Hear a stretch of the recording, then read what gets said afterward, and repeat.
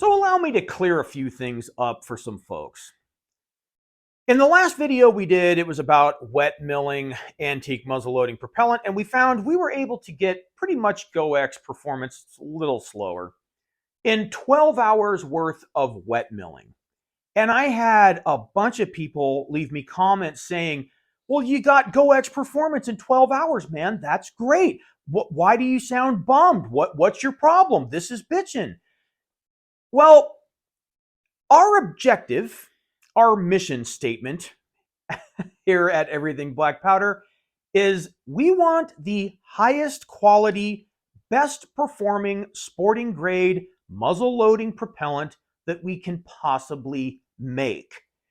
Now, here's where I generally ruffle some feathers because this is where I talk a bunch of shit about Goex. Now, look, if you like Goex and use it, and I used Goex for 20 years almost, that's great. I'm glad to hear it. Goex will work and work for most people just fine. But if you take Goex and put it up against Swiss, I don't care how you slice it, Goex is a lesser quality powder.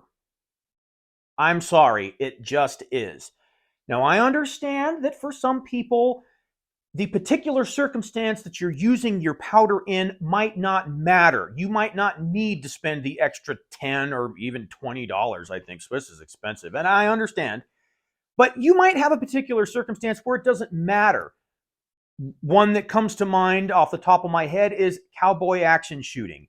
There's no reason to run Swiss for cowboy action shooting. Oh, sure, it's cleaner, but all you have to do is have that bullet hit the target at 7 yards, and it's a 3x3 target. All you have to do is hear the ding.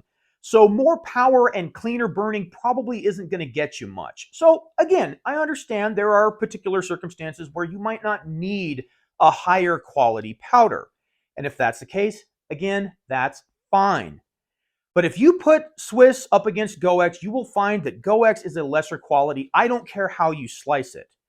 So for a lot of black powder shooters, I suppose the average black powder enthusiast, Goex is probably the standard to which you're going to hold your homemade antique muzzleloading propellant. And again, that's fine. But the standard that we hold our powder to is Swiss. If we don't get Swiss velocity and Swiss cleanliness, it is not up to our standards. Now, I know there's probably somebody that's going to accuse me of being a snob, and I've heard that more than a few times. Trust me, I've been called worse. But the way we look at it is if you're going to jump through the hoops to make your own black powder, you might as well take a couple extra steps to ensure you get the highest quality powder you can get, because that's what we're looking for. Now, again, if you're not, that's fine. The only thing really that matters when it comes to making antique muzzleloading propellant is if you are happy with the results. I've seen some videos from people that look, to me, sorry to sound like a prick, that it is really, really lousy powder. It's poor performing, it's slow, it's dirty, but they're happy with it. And you know what? Again, that's great. That's all that matters, is that you are happy with it. Now, there are people that get downright upset that we have higher standards for our powder. And they say things like, oh, you're wasting your time. You don't need to use brass. Just use lead. It's not that much dirtier. You don't need to purify your nitrates. That's a waste of time. You're just wasting nitrates. It doesn't make any difference. You don't need to mill it for 36 or 48 hours. That's a waste of time. It's not that much better. Except when you do all of those things combined, if you only do one of those things, you might not see much of a performance. It's all of those things combined that makes the difference between Goex and Swiss black powder. And the powder that we make nowadays generally outperforms even Swiss. And I know there's some people that have a hard time believing that. But this is the rock and a hard place thing that we're caught between, where some people say like, oh, we don't believe you that it's better than Swiss. That's impossible. Some schmuck in his garage can't do that. And then other people say, you don't need to do all that. Goex is fine powder and you're just picky, or you're just a snob or whatever.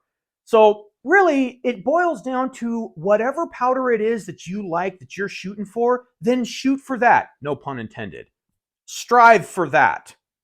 If you're okay with Goex performance, your rifle's already sighted in with, 60 grains of Goex or whatever, then fine, go with that.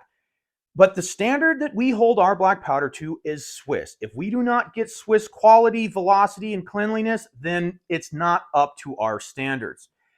Now, for the folks out there that are upset about us having higher standards, I guess I could sum it up like this. Just because you have lower standards with your powders doesn't mean that we need to lower ours. We're better than you, and we know it. Again, make whatever kind of powder you like, because for us, it's the difference between Goex and Swiss. All of those other knick-knack things, purifying your nitrate, making sure you cook your charcoal at a low enough temperature, long enough, and all that stuff, that is the difference between Goex and Swiss. There are plenty of people out there that make powder using nitrate right out of the bag, pet bedding chips, Eastern red cedar pet bedding chips, all that stuff. They mill it for 12 hours or 8 hours with lead, and they say, oh, it's about as good as Goex, and they're happy with it. Then great, good for you. That's not what we're about. We deal in the highest quality, cleanest, and highest performing black powder possible. So as usual, folks, if you thought this video didn't suck, do me a favor and hit the like button and consider subscribing. And if you did think it sucked, go make your own damn video.